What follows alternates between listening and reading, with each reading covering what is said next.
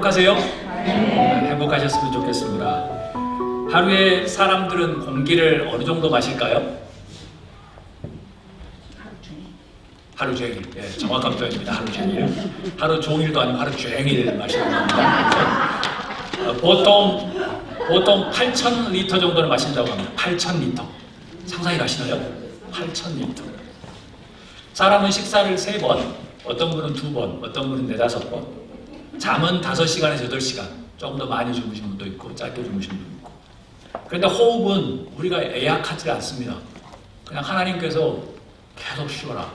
하루 종일 24시간 7일 365일 우리가 주님 앞에 가는 날까지 계속 뛰는 것이죠. 이 호흡은 이 호흡처럼 대단한 발전소가 세상에 있을까 생각해 보니까 없는 것 같아요. 평생 그냥 우리하고 의지하고 상관없게 하나님께서 계속 뛰게 하시는 8,000리터 8,000리터 이 호흡을 되려고 하면 주유소가 얼마나 필요할까? 하나님의 은혜하는 불가능한 일들이죠. 이 호흡은 산소를 몸의 혈관과 장기들에 전달시키는 역할을 합니다. 그래서 몸의 장기와 세포는 산소가 없으면 죽습니다. 몇 분 버티는지 저는 잘 모르겠습니다. 하여튼 조금만 못 버티면 우리는 그냥 매사가 되거나 죽습니다. 호흡을 내뱉으면서 들이마신 것까지 아니라 내뱉으면서 우리 몸속에 있는 조금 이산화탄소라든가 안 좋은 것들을 또 배출합니다. 그러니까 하나님께서 이 호흡을 멈추시면 우리는 그냥 죽는 것이죠. 그런데 문제는 뭐냐? 우리 인간이 호흡을 잘 제대로 하지 않는다는 거예요. 제가 요즘에 거의 한 반년이 넘었은 것 같아요. 아내에게 항상 하는 말이 있습니다. 호흡하라고. 목사님 무슨 그런 이야기를 하나요? 호흡하라고. 왜냐하면 우리의 호흡이 잘못될 수도 있기 때문에 그런 것이죠. 올바른 호흡을 해야 우리의 장기와 세포들이 건강해진다는 겁니다. 우리의 질병도 조금 예방될 수도 있고 그 다음에 우리의 어떤 증상들도 조절할 수 있어서 건강 수명이라든가 우리 상태가 아주 좋아진다고 합니다. 여러분도 아시다시피 가슴으로 호흡하는 것 이런 것을 휴식호흡이라고 하죠. 그래서 올바른 호흡은 무엇이냐? 조금 더 깊이 있게 호흡하는 것을 이야기합니다. 그러면 뭐 여러 가지 과학자들의 자료에 의하면 고혈압도 조절이 되고요, 체지방도 감소가 되고요, 스트레스 완화도 시켜주고요, 면역력을 강화시켜준다고 합니다. 실제로 항암 치료에서 유방암 수술에서 30대에서 60대 여성들 대상으로 4주간 복식호흡, 아주 딥 브레싱, 아주 깊이 있는 호흡을 시켰더니 면역력과 관계된 T세포 수치가 실험 전에 68.5%였는데 나중에 4주 후에 71.66%로 뛰었다고 하는 미국의 연구 결과도 있습니다. 우리 모두 한번 복식호흡을 한번 해보도록 하겠습니다. 제가 1부 때 시켰는데 가슴으로만 호흡하시더라고요. 무슨 말인지 잘 모르셔서. 자, 2, 3초간 크게 들어 마시고 1, 2초 동안 쉬시고 4, 5초 동안 내뱉는 겁니다. 자, 한번 해보겠습니다. 시작.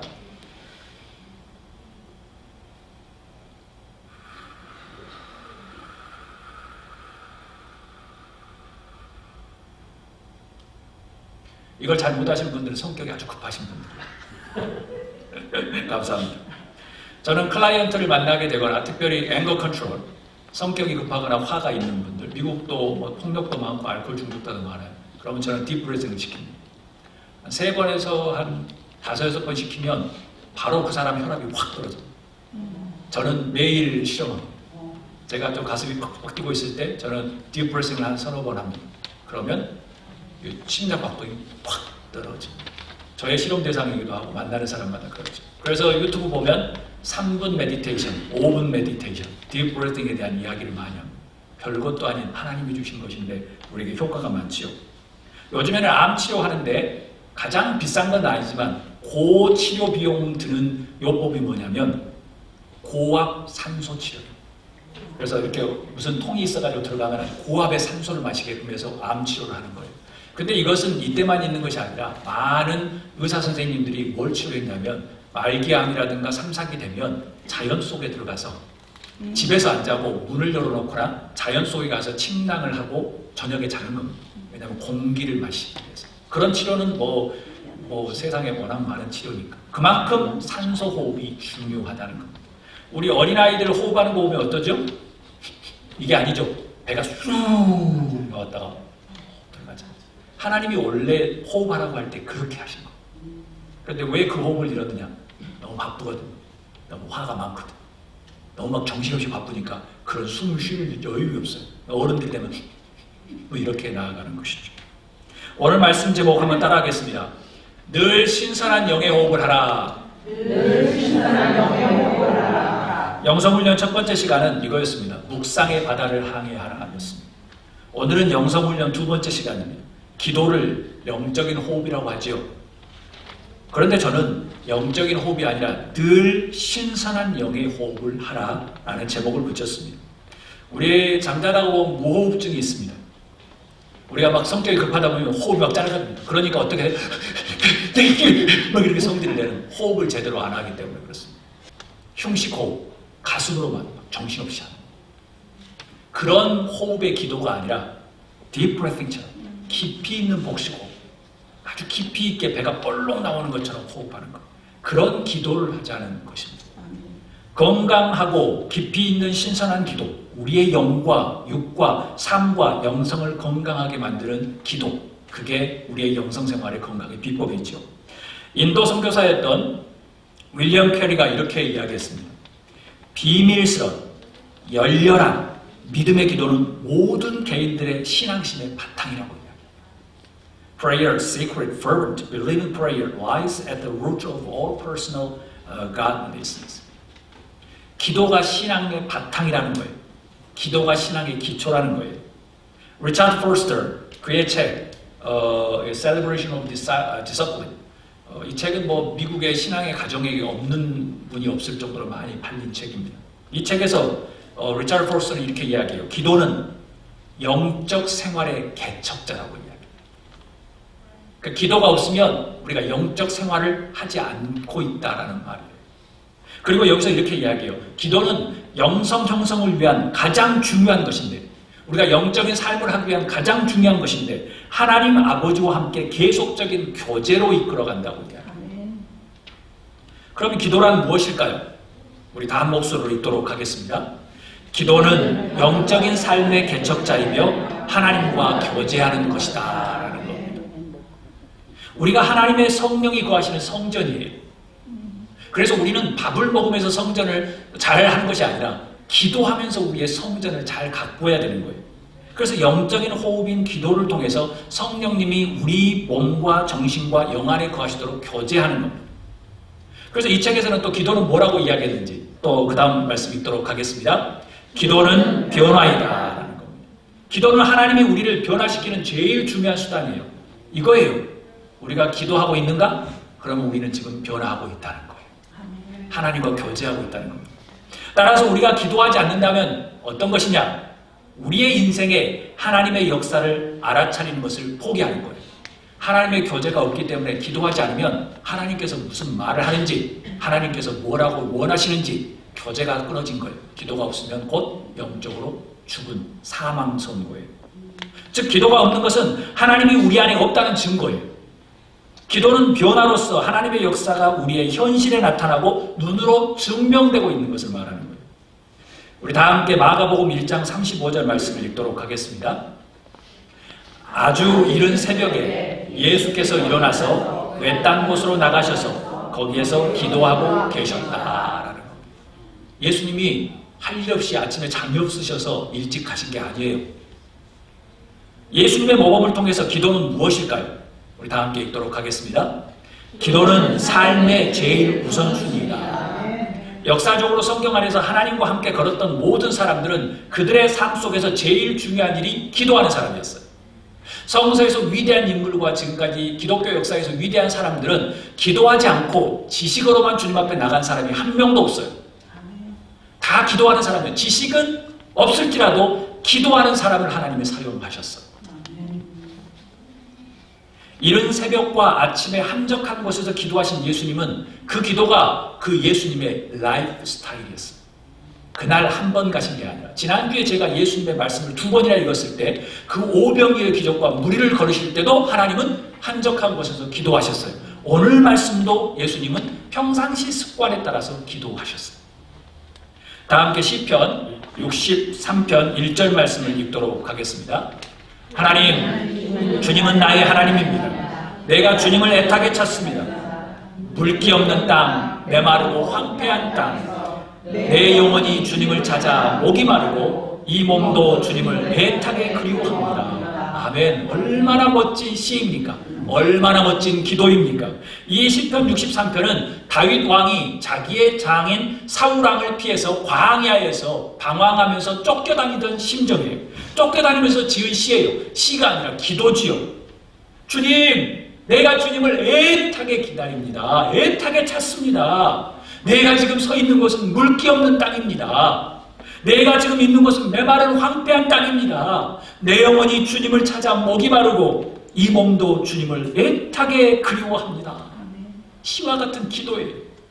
다윗은 하나님을 애타게 찾는 기도가 그의 삶의 제일 우선순위였다는 거예요. 다윗의 경우를 보더라도 인간에게 어려움과 고통은 하나님을 더욱 찾도록 기도하도록 만드는 하나님의 설정이 되는 것입니다. 그래서 저는 여러분들과 많은 사람들이 어려움을 당하고 있으면 저는 마음속에 이렇게 생각합니다. 하나님이 만드시고 하나님이 설정하시고 하나님께서 만나시려고 하는 상황이다라는 것입니다. 그래서 혀 쩍쩍쩍 차지 마세요. 혀 쩍쩍쩍 차신 분이 더 불쌍한 인생이에요. 불쌍함을 당하고 힘든 사람을 주님이 만나고 계신 거지 쩍쩍쩍 차자마자 교만이 이만큼 올라가서 너는 무너져야 하겠구나 라고 주님은 이해하시는 거예요. 나랑 사귀자는 사인인 거예요. 성서에서는 하나님이 사용하는 사람은 항상 땅바닥에 치셨어요. 모세가 궁에 살았지만 40년을 살았지만 40년은 미디안 광야에서 그냥 목동으로 살아갔어요. 그리고 주님은 만나주셨어요. 요셉도 종으로 살게 하고 아주 힘들어서 또 재판당하게 하셨고 모든 사람을 그렇게 사용하셨어요. 그런데 어려움을 당하고 있는 사람은 혀를 쩍쩍쩍 차면 안 되죠. 교만 덩어리인 것이죠. 쩍쩍쩍이 아니라 부럽다. 기도해야지라고 생각합니다. 여러분 절대 포기하지 마십시오. 우리의 삶에 어려움이 온다고 하면 그것은 곧 하나님이 나랑 사귀자. 내가 너의 기도를 듣고 싶고 내가 너의 음성을 듣고 싶다라고 하는 사인인 것입니다. 아멘? 아멘. 그러면 우리가 해야 될 것은 무엇이죠? 우선순위를 회복하면 됩니다. 주님께서 나랑 사귀자고 하니까 기도하면 되는 거예요. 주님, 나의 하나님, 내가 지금 서 있는 곳이 물기 없는 땅입니다. 내가 주님을 애타게 찾습니다. 도와주세요. 회복시켜주세요. 라는 것을 주님은 듣고 싶은 거예요. 사도행전 6장 4절에 보면 사도들이 초대교회 성도들을 향하여 이렇게 이야기합니다. 우리 다음 목소리를 읽도록 하겠습니다. 우리가 기도하는 일과 말씀을 섬기는 일에 헌신하겠습니다. 그때 당시 교회가 사람들이 많아지면서 물건을 나눠야 된다네, 봉사한다네, 아주 정신없이 바빴습니다. 사도들이. 그럴 때 사도들이 마침내 이렇게 선언합니다. 나는 어떤 일에 전념하기를 원한다. 그래서 7 집사님들을 뽑아서 7 집사님들이 사역하게 하고 난 다음에 선언합니다. 어떻게 선언하죠? 무슨 일을 하겠다고 이야기하죠? 초대교회 사도들에게는 그들의 제일 우선순위가 물건을 나눠주고 날마다 사람들 그렇게 하는 것이 아니라 우리는 기도하는 것과 말씀 전하는 일에 전념하겠습니다 라고 이야기합니다. 예배자 여러분, 여러분의 영혼이 건강하기를 소망하십니까? 아멘. 크게 해주시면 감사하겠습니다. 아멘. 여러분의 영혼이 건강하기를 소원하십니까? 아멘. 그러기 위해서는 기도해야 합니다. 아멘. 몸만 건강하다고 하나님 앞에서 건강하다라고 인정하지 않습니다. 성서에서는요, 수많은 기도 응답을 받고 성서에 나온 사람들이 건강했느냐? 아닙니다. 다 건강했으면 싸움 잘하는 장수들이 하나님 앞에 기도 응답을 받았죠. 천만의 말씀. 다들 비리비리하고 힘들고 고생하는 사람들인데 예수님을 만나서 엄청난 거인들이 되었습니다. 왜일까요? 우리가 육신이 건강하다고 해서 하나님이 건강하다고 인정하지 않는다는 겁니다. 영이 건강해요. 영이 건강해요. 영이 건강하지 않으면 하나님은 너는 죽은 영이다 라고 제가 말씀드렸습니다. 20주 동안 말씀드렸습니다. 다윗과 사울은 하나님의 영이 떠남에도 20년 동안 왕으로 살았습니다. 그렇지만 하나님은 이미 너는 악령에 사로잡혀서 너는 나의 사람이 아니다라고 이미 떠났습니다. 그렇지만 사울은 왕으로 부과했습니다. 하나님의 눈은 그것입니다. 여러분의 영혼이 건강하기를 소원하십니까? 몸이 건강하다고 해서 건강한 게 아니라는 거예요. 영적인 호흡인 기도를 해야만 건강한 영을 소유한 거라는 거예요. 기도를 통해서 여러분이 변화되고 하나님의 역사가 나타나고 하나님과 교제하는 여러분이 되기를 주로 축복합니다. 그러면 기도는 어느 정도 해야 할까? 그게 궁금한 겁니다. 마음속으로 손을 들어주시길 바랍니다. 나는 하루에 마음속으로 들어주세요. 또 이렇게 손으로 들지 마시고. 나는 하루에 여러 번 기도한다. 두 번째 질문. 나는 적어도 한 번은 하루에 기도한다. 세 번째. 나는 적어도 한 달에 한 번은 기도한다. 여러분은 주마다 교회에 오시니까 뭐 4번은 하시죠. 그거 빼고. 예배 빼고. 2014년 라이프웨이. 생명의 말씀소 같은 그런 거죠. 라이프웨이. 라이프웨이에서 제공한 리서치 자료에 의하면 미국인의 48%가 교회마다 틀리지만 48%가 적어도 하루에 한 번은 기도한다고 합니다. 미국이 참 대단합니다. 하루에 여러 번 기도하는 사람들은 31%입니다. 그리고 65%는 한 달에 한 번 정도 기도한다고 이야기합니다. 제가 보기엔 미국 사람들 참 솔직합니다. 험블해요. 자기들이 한 달에 한 번 정도 기도한다는 65%를 이야기하고 우리 같으면 그냥 뭐든지 한다고 이야기하고 그럴 텐데 미국 사람들 참 솔직합니다. 데살로니가 전서 5장 17절에 보면 우리가 다 알고 있는 말씀입니다. 쉬지 말고 기도하라. 끊임없이 기도하라는 거예요. Pray at all times. 여러분은 어떻게 느껴지십니까? 이 말씀을 들으면 혹시 스트레스라고 느껴지지 않으십니까? 쉬지 말고 기도하라는 게 스트레스처럼 느껴지죠. 혹시 지금 호흡이 힘드신 분 계신가요?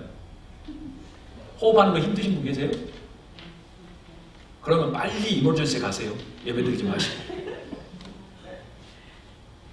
우리가 호흡은 힘든 게 아닙니다. 그런데 날마다 쉬지 말고 기도하라는 것이 스트레스거나 힘들면 지금 여러분들 이머전시에 가셔야 합니다.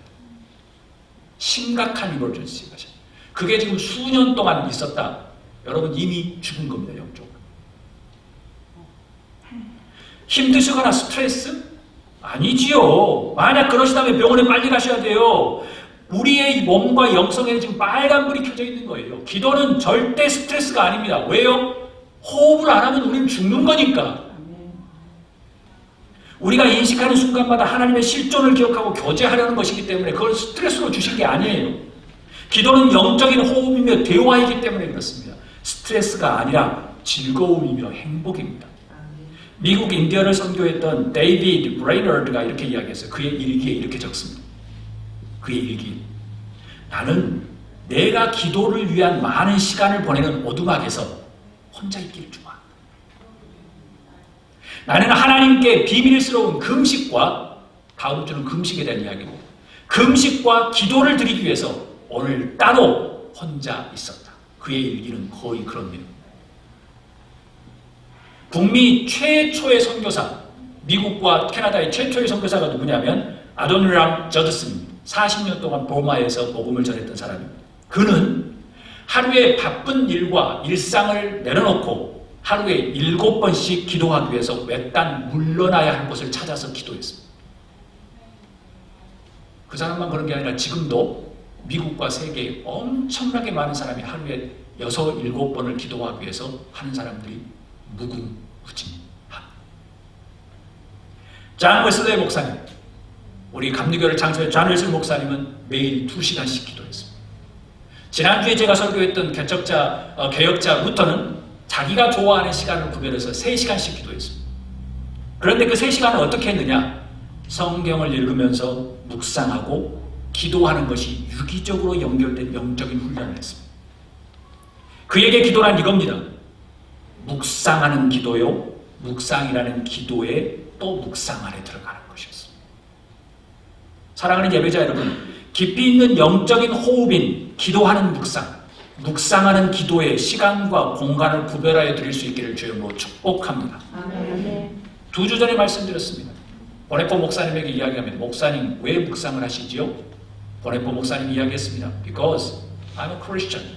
묵상이 없는 크리스천이 아닌 것입니다. 왜요? 호흡을 하지 않기 때문에 이미 죽은 겁니다.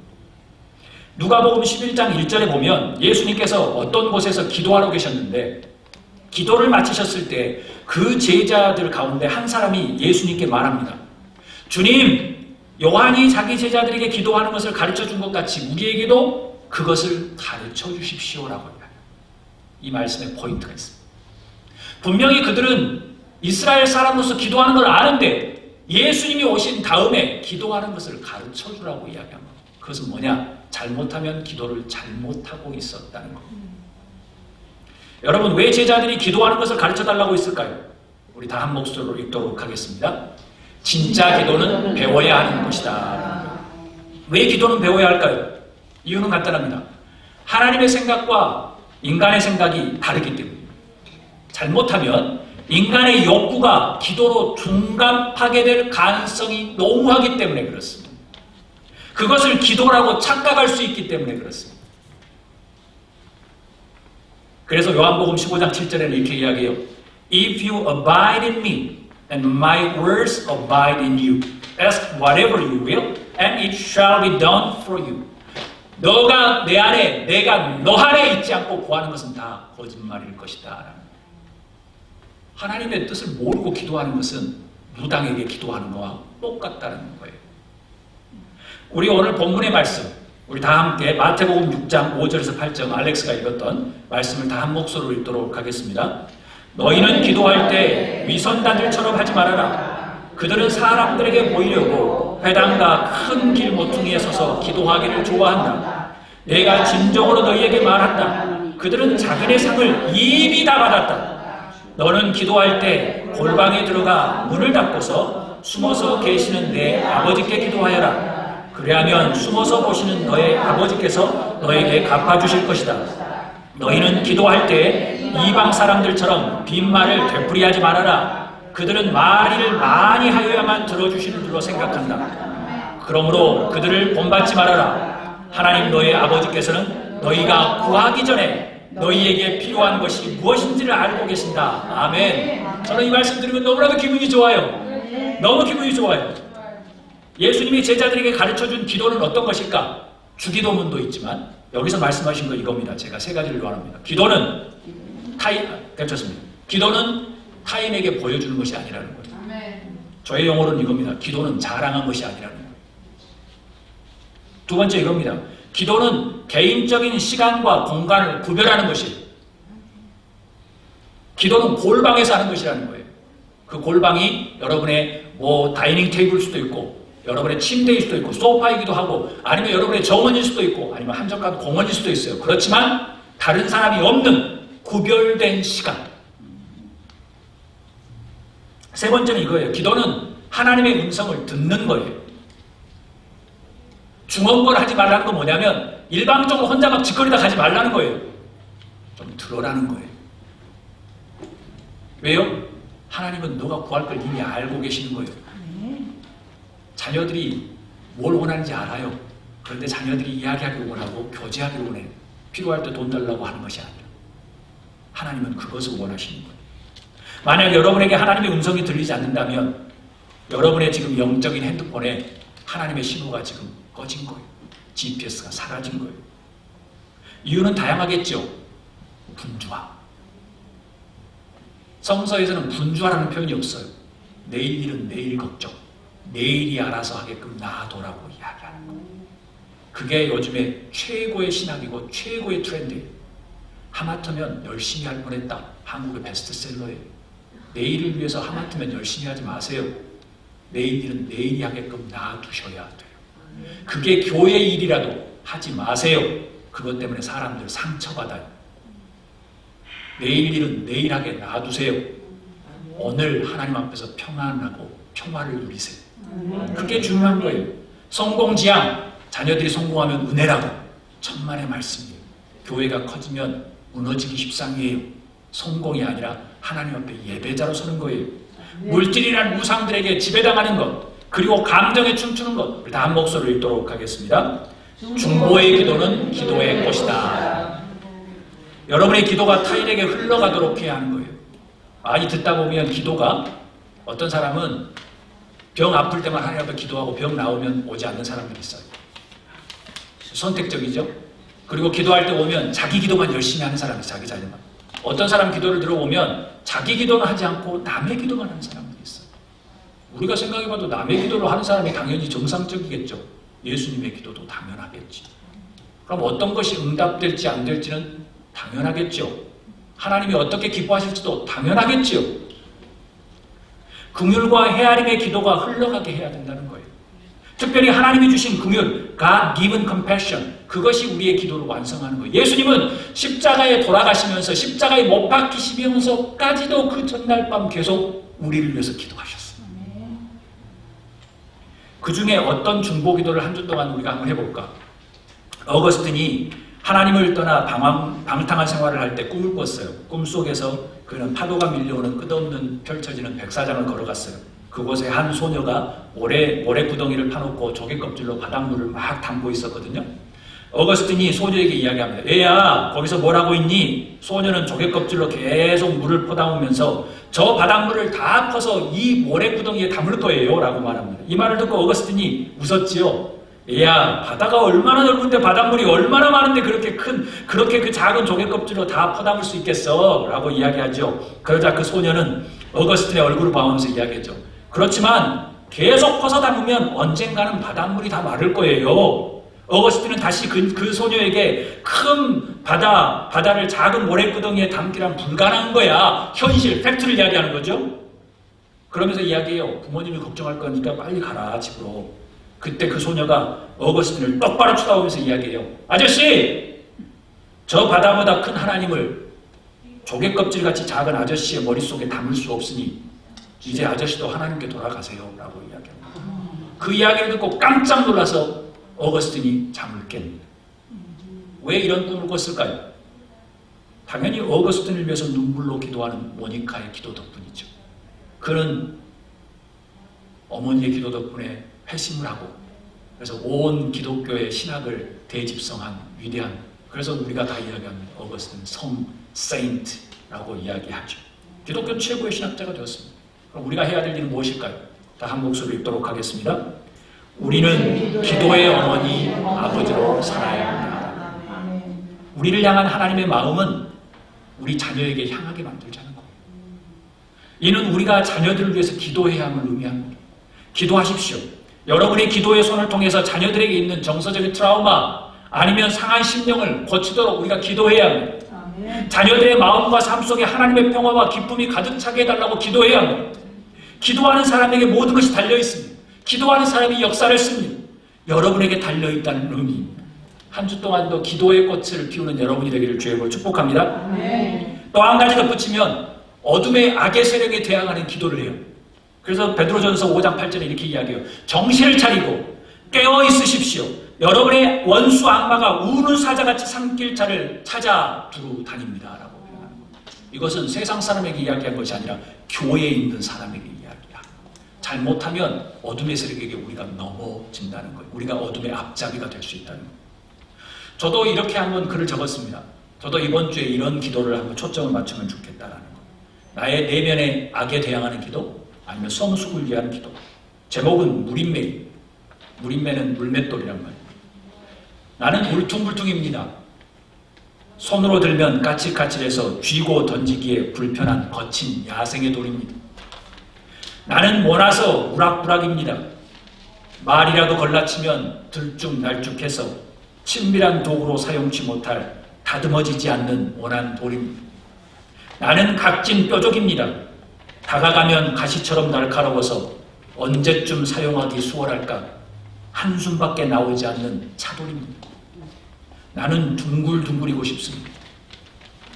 때를 따라 집어들기 편하고 부담 없이 주머니에 넣기에도 수월한 조약돌 같은 물매이고 싶습니다. 여러분들의 개인의 기도 제목들을 가지고 이번 한 주 기도에 한번 몰입해 보십시오. 말씀을 마칩니다. 리차드 폴스토의 그의 책 Celebration of Discipline에서는 기도는 일하는 것이 아니라고 이야기합니다. 만약 기도가 스트레스로 받아들인다, 심각한 질병에 지금 암에 걸려있는 겁니다. 기도는 일하는 것이 아니라 기도하는 것처럼 느껴야 진정한 기도라고 이야기하는 겁니다. 영국의 아치비숍이었던 드레이트는 이렇게 이야기합니다. 나는 더 큰, 더 깊은, 더 진실한 기도의 생활을 원한다라고 이야기합니다. 저도 그 소망을 이루고 싶습니다. 여러분도 한 주 동안 더 크고 더 깊은 더 진실한 기도의 생활, 그 단계까지 들어가는 여러분이 되기를 주의 이름으로 축복합니다.